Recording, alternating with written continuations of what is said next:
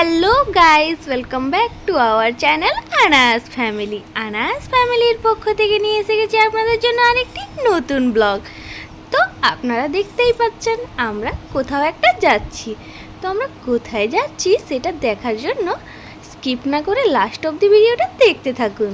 তো চলুন দেখে নিন আমরা কোথায় যাচ্ছি। আর এদিকে দেখুন, আনায়া রাস্তার মধ্যে পলাশ ফুলের গাছ দেখতে পেয়েছে।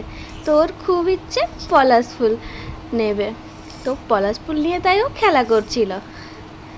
দেখতেই পাচ্ছেন আমরা যাচ্ছি, আর বাইরে কতটা রোদ উঠেছে আর কতটা গরম বাইরে।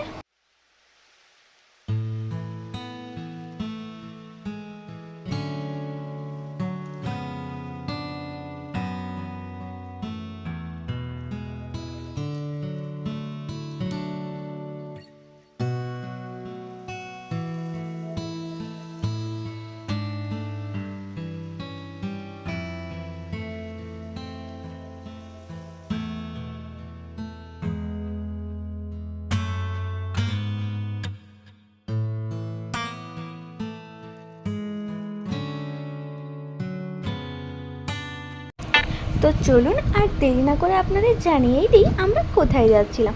আমরা যাচ্ছিলাম আনায়ার পিসির বাড়ি। আনায়ার পিসির বাড়ি হচ্ছে রাঁচিতে। আর রাঁচি যাওয়ার পথে এই হোটেলটাতে আমরা দাঁড়িয়েছিলাম লাঞ্চ করার জন্য। আর দুপুরবেলা এতটা খিদে পেয়ে গেছিলো যে লাঞ্চের ভিডিওটা আপনাদের সঙ্গে শেয়ারই করা হয়নি।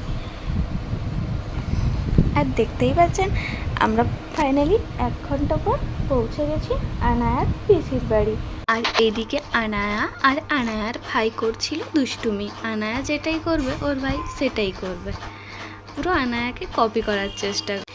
বাড়ি ফিরেই হঠাৎ করে দেখি গুবলু সোনার গালটা লাল র্যাশ টাইপের হয়ে গেছে। তারপর ডক্টর দেখালাম, ডক্টর বলল ওর নাকি ডাস্ট অ্যালার্জি আছে, বাইরে বেশ হাওয়া ধুলোবালির থেকে অ্যালার্জি আছে, তাই ওর গালটাই র্যাশ টাইপের হয়ে যায়। আর তারপরে এই প্রচণ্ড গরমে আমরা বানিয়ে ফেললাম কেসার পিস্তা মটকা কুলফি। তো চলুন এই রেসিপিটি আপনাদের সঙ্গে শেয়ার করে নিই। কুলফিগুলো কতটা টেস্টি হয়েছে ওটা তো দেখে বুঝতেই পারছেন। এই গরমে হয়ে যদি এরকম একটি কুলফি তাহলে তো কোনো কথাই হবে না। তো এদিকে নিয়ে নিয়েছি আমি 1 লিটার দুধ। আর দুধটা আমি কড়াইয়ে ঢেলে দিচ্ছি ফুটানোর জন্য। দুধটা কিন্তু আমি ভালোভাবে নেড়ে চেড়ে ফুটবো। তো দেখতেই পাচ্ছেন ফাইনালি দুধটা আমাদের ঢালা হয়ে গেছে। এরপর ভালোভাবে নেড়ে চেড়ে ফুটিয়ে নেব। ওই কন্টেনারটা একটু ছোট হয়ে গেছিলো তাই আমি অন্য জায়গা নিয়ে নিয়েছি। তো দেখতেই পাচ্ছেন দুধটা কীভাবে ফুটছে। আর ভালোভাবে এটা নেড়ে চেড়ে আমি ফুটিয়ে নেব। একটু গাঢ় হয়ে গেলে দিয়ে দেবো কেসার। দুধটা ফুটে ফুটে হাফ হয়ে আসছে তখন দিয়ে দিয়েছি কেসার। কেসার দিয়ে ভালোভাবে নেড়ে চেড়ে একটু কম আছে ফুটতে ছেড়ে দিই। আর আমি এদিকে নিয়ে নিয়েছি চিনি আর এলাচ, ওটা ভালোভাবে পেস্ট করে নিয়েছি। আর এদিকে আমাদের দেখতে পাচ্ছেন কতটা ঘন হয়ে গেছে, ফুটে ফুটে প্রায় ঘন হয়ে গেছে।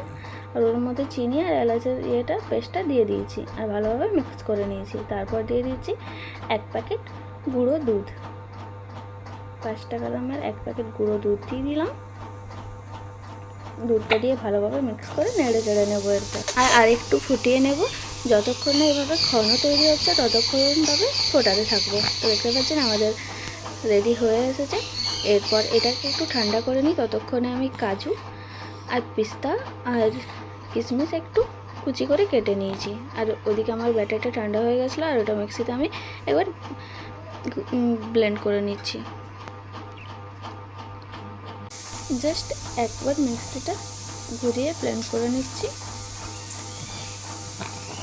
তারপর আইসক্রিম বল নিয়েছি। আইসক্রিম বলে ভালোভাবে আপনারা গ্লাসও নিতে পারেন।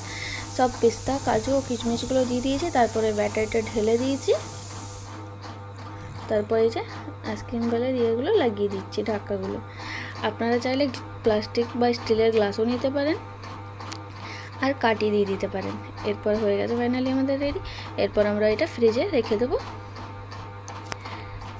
জমে যাওয়ার জন্য 4 থেকে 5 ঘন্টা পর। এরপর ভালোভাবে দেখুন বরফ হয়ে গেছে। এরপর আমি এটাকে বের করে নেব। কুলফিগুলো দেখতে যতটা সুন্দর, খেতে কিন্তু তার থেকে ডবল টেস্টি হয়েছে। আপনারাও আর দেরি না করে ঝটপট বানিয়ে ফেলুন এরকম কেসর পিস্তা মালাই মাটকা কুলফি। আর এতক্ষণ পাশে থাকার জন্য অনেক অনেক ধন্যবাদ।